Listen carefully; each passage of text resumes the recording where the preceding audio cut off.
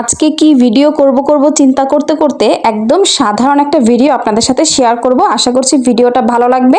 আর যাদের কাছে ভালো লাগবে তারা কিন্তু অবশ্যই একটা লাইক কমেন্ট করে পাশে থাকবেন। আর যারা এখনো আমার প্রোফাইলটাকে ফলো করেননি অবশ্যই ফলো করে দিবেন। আসসালামু আলাইকুম সবাইকে। তো নতুন একটি ভিডিওতে আপনাদের সবাইকে ওয়েলকাম করছি। তো সকালবেলা ঘুম থেকে উঠেই সকালে নাস্তা করে ফেলেছি, মানে রেডি করে ফেলেছি।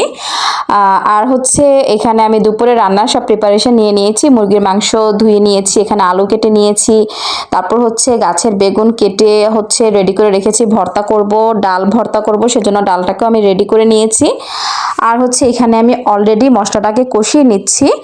আর মশলাটা খুব ভালোভাবে কষানো হয়ে গেলে কিন্তু এখানে আমি মাংস আর আলুটাকে অ্যাড করে দিব।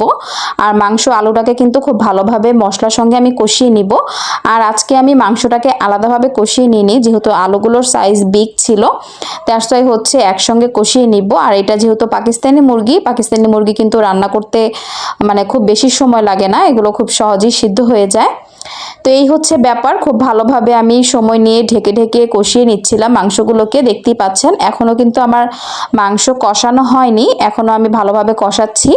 আর আজকের মাংসটাতে আমি ঝালটা একটু কম অ্যাড করেছি, তার কারণ হচ্ছে মুক্তাদি ঝালটা ইদানিং একেবারেই খেতে পারছে না। তো ও যেন খেতে পারে সেজন্য আর কি আমি একটু ঝালটা কম দেওয়ার ট্রাই করেছি। আর এখানে হচ্ছে আমার মাংসটা এই পর্যায়ে অনেকটাই কষানো হয়ে গিয়েছে। এখন হচ্ছে আমি এখানে পরিমাণ মতো ঝোল অ্যাড করে দিব। আর ঝোল অ্যাড করলে কিন্তু আমার রান্নাটার প্রায় হচ্ছে 90% কমপ্লিট হয়ে যাবে। তো দেখতেই পাচ্ছেন আমি একদম ক্লোজলি আপনাদের সাথে শেয়ার করে দিলাম। আর একটা কথা বলে রাখি, আমি কিন্তু কি বলবো, রান্নার ভিডিওগুলো শুধুমাত্র আপলোড করে থাকি যারা আমার ভিডিওগুলো দেখতে পছন্দ করেন, আমার প্রিয় আপু ভাইয়ারা আছেন তাদের উদ্দেশ্যেই। অনেকেই আছেন আসলে আমার এই রান্নার ভিডিওগুলো দেখতে পছন্দ করেন না, তো যারা আসলে পছন্দ করেন না তারা হচ্ছে ইগনোর করবেন। আমি আসলে কি বলবো, আমি লং ভিডিও আপলোড করার মতো সেরকমভাবে কোনো টপিক খুঁজে পাই না, দ্যাটস ওয়াই হচ্ছে আমি রান্নার ভিডিওটাই করি। আর এটাই আমার কাছে ভালো লাগে, কমফোর্টেবল মনে হয়, সেজন্যই করি। বাট যাদের ভালো না লাগবে তারা কষ্ট করে হচ্ছে স্কিপ করে দিবেন। আর এখানে হচ্ছে আমি শুকনো মরিচগুলো টেলে নিয়েছি, যেহেতু বেগুন ভর্তা করব, ডাল ভর্তা করব। আর এখানে হচ্ছে আমি কচু শাক ভেজে নিচ্ছিলাম। কার কাছে কেমন লাগে জানি না, বাট আমার কাছে কিন্তু কচু শাক ভাজাটা খেতে আলহামদুলিল্লাহ খুবই ভালো লাগে। তো এই হচ্ছে ব্যাপার। আর এই পর্যায়ে হচ্ছে সবার খাওয়া দাওয়া হয়ে গিয়েছে, এখন হচ্ছে আমি খাবো।